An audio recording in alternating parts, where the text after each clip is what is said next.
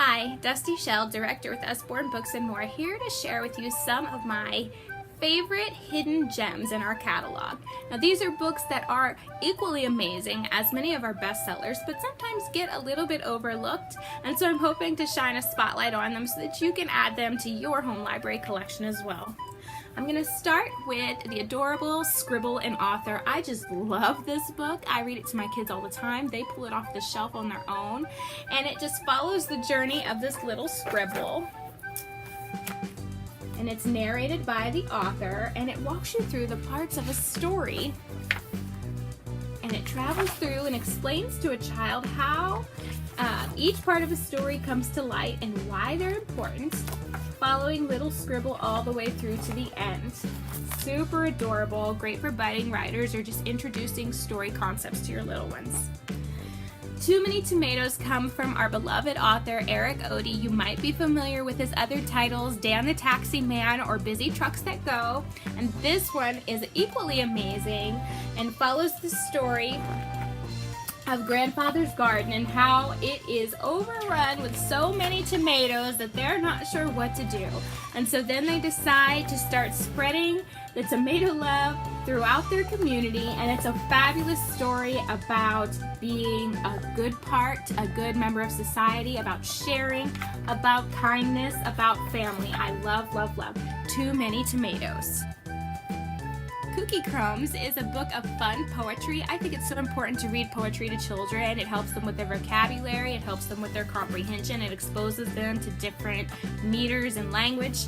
This one has tons of silly poems, and many of them are tied to those really silly national holidays that none of us really think about, like National Look-alike Day or Happiness Happens Day.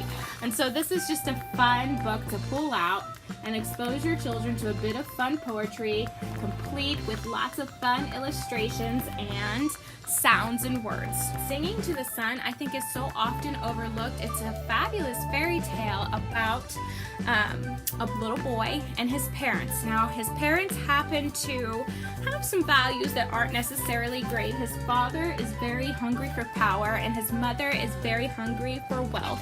And when they're raising him, they're both teaching him these conflicting views. His dad says that power is the most important. His mom says that wealth is the most important. And so he grows up being told to study just these two things. That's all that matters in the world. They name him Thorfinn. So one day when he grows up, he learns that there are 3 princesses that are up to be married, and he has the task of determining which one is about power, which one is about wealth, and which one is about love. And there's a really good life lesson in this book about the things that truly matter in the world and in our lives. Singing to the Sun.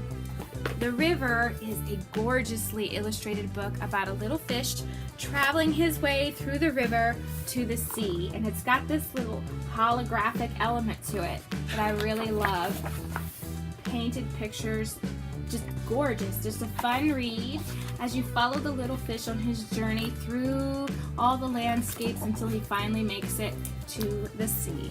And finally, I've got our big book of little stories. If you just need a volume on your shelves of great classic stories for your children, this is the book to have. You can see that it's quite thick.